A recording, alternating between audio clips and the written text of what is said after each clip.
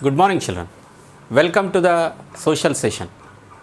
In the last class, we tried to understand about the city of Vijayanagara and the kind of administration in Vijayanagara. So, we learned the form of administration like Amaranayakas and Vijayanagara travelers as described the Vijayanagara city were of rubies, emeralds and diamonds which were poured on the streets. This is what Domingo Pace tried to explain in his notes.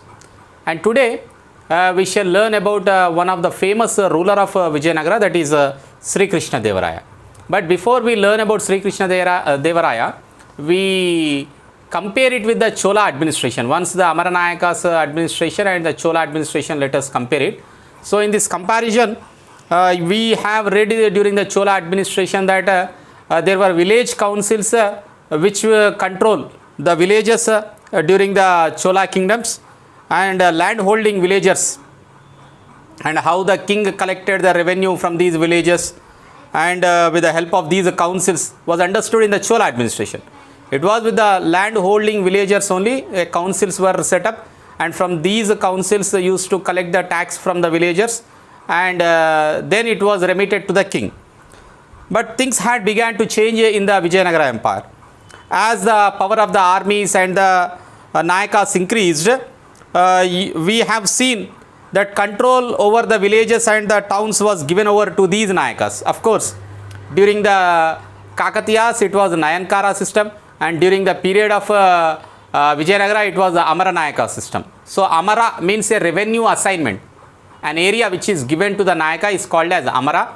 Because he is a Nayaka to that Amara, he was called as Amaranayaka. And the system followed is called as Amaranayaka system. Coming to the famous kings of Vijayanagara, Vijayanagara Empire was actually founded by Harihara Raya and Bukka Raya. Even though the rulers who ruled Vijayanagara for 250 years doesn't belong to the same dynasty, but even some Nayaka like Narsanayaka, okay, who was a Nayaka under the Vijayanagara kings, Narsanayaka has become the king of Vijayanagara. So in the same way, one of the most famous ruler is Sri Krishna Devaraya. So we shall learn about his speciality and his kind of rule under the Vijayanagara. This person ruled from 1509 to 1529 AD for a period of 20 years, and he led the Vijayanagara armies successfully against to the Bahmani kings as well as Gajapatis of Odisha. So he was a successful king. He also he suppressed many chiefs who revolted against him, and many kings who revolted against him, many Nayakas who revolted against him in the Karnataka, Andhra and in Tamil were suppressed by him, and he was a successful one, and he brought an entire region under his control. The region which is south to the Krishna river was completely brought under his control, and especially the ports which are on the eastern coast were also brought under his control under the Sri Krishna Devaraya. It was during his period the Portuguese had established their power on the western coast. You know the India, okay? India. This is the eastern coast. This is the western coast, okay? So Portuguese entered into India from Calicut, okay? So they established their power over the western coast. He established his control over the eastern coast, and even though Portuguese had successfully established their power on the western coast, Sri Krishna Devaraya had very friendly relations with them. He established friendly relations with them, and with these friendly relations he used to order. He used to get order to get the firearms and to get the fine breed horses. He used to get from them. He also employed Portuguese troops in his army. Even Portuguese troops also helped him, and Portuguese troops were well trained than the king's troops.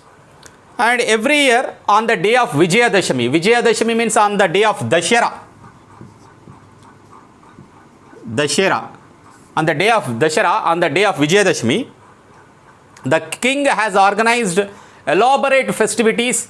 Elaborate means very wide, okay, very long festivities were organized and worshipped, and at the end of the day, the armies used to conduct a parade. A massive parade was conducted by the armies, and it was on the same day all the Nayakas of his empire used to give him the tributes or the what we call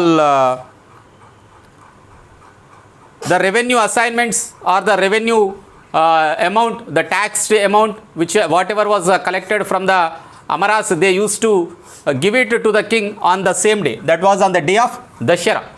So every year that was a most important day. Sri Krishna Devaraya paid special attention to the temples of his kingdom, and he personally visited many of them. He visited the temple of Sri Shailam, the temple of Tirupati, the temple of Ahobilam. These temples were personally visited by them, and he also donated a large number of temples. He also donated lot of money, gold to these temples. Sri Krishna Devaraya's inscriptions state that he donated so generously, a great treasure, whatever he gained from the war was donated to the temples.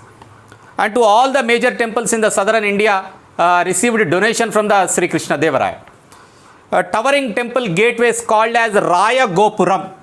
Raya Gopuram. If I think you never visited any temple, but a temple structure you might have seen. This is a structure of the temple. Okay, a Raya Gopuram will be built, which is called as a gateway. Okay, this is a gateway. Okay, a large entrance. So this kind of a large gopurams, Raya Gopurams were built in his honor, and this generosity assured that his name would be remembered for a long time among the people of this region, that is in the South India.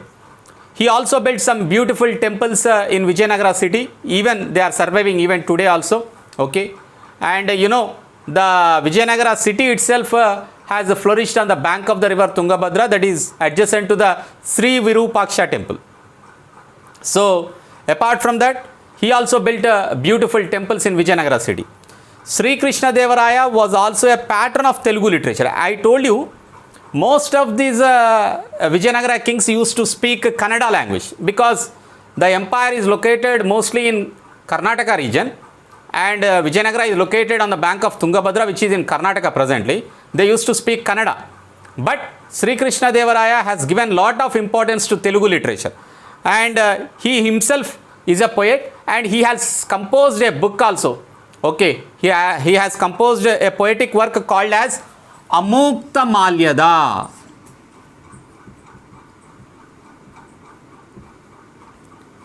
This is actually the story of a Tamil Bhakti poetess called as Andal. Okay, on the name of Andal he has written Amukta Malyada. And looking at his court was adorned with 8 poets. They are called as Ashtadiggajas. Ashtadiggajas. Okay, Ashta means 8. Diggajas means somebody who is well versed in the poetic work.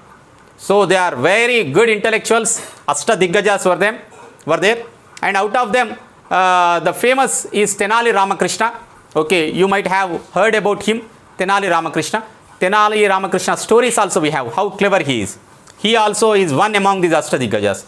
Apart from that, there are people like Allasani Peddana, Durjati, Mukku Timmana, and Ramabhadrudu, Mallana. These are the 8 poets who are present in the court of Sri Krishna Devaraya.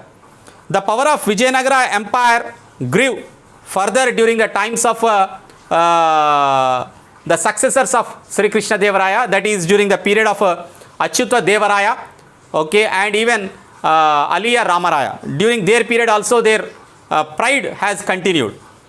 As the Bahmani rulers were unable to fight with them individually, Vijayanagara individually, all these people, all 5 Bahmani kingdoms in 1565 AD, it was in 1565 AD, all the 5 Bahmani kingdoms, Bahmani sultans they are called as. These all 5 are Muslim kingdoms. These all 5 Muslim kingdoms united and they fought against the Vijayanagara Empire in 1565 AD. This battle is called as the Rakkasi Thangadi. Rakkasi Thangadi. Or it is also called as Battle of Talikota. Battle of Talikota. In this Battle of Talikota, they defeated Aliya Ramaraya. Aliya Ramaraya got defeated in the hands of Bahmani kings, and after winning, they had looted all the temples of Vijayanagara. They destroyed the city of Vijayanagara, and some region was put under their control, and remaining region was actually became independent, where the Amaranayakas very strong. They had become very strong there, and the emperors who succeeded later had shifted the capital of Vijayanagara from Vijayanagara to Chandragiri. Chandragiri is now presently located in Tirupati, nearby Tirupati. So they shifted to Tirupati, while a part of the empire came under the control of the Bahmanis of the sultans. The chiefs and Nayakas became independent in other parts, and a little part was under the control of the Chandragiri king, that is Aliya Ramaraya. But even though they shifted the capital, but the past glory of Vijayanagara never came back. That was the end of the Vijayanagara Empire. It was during the period of 1512. During the period of 1512, a new kingdom got established in the Telangana region, that is Qutub Shahi's dynasty, which we shall see in the next class, children. Until then, thank you.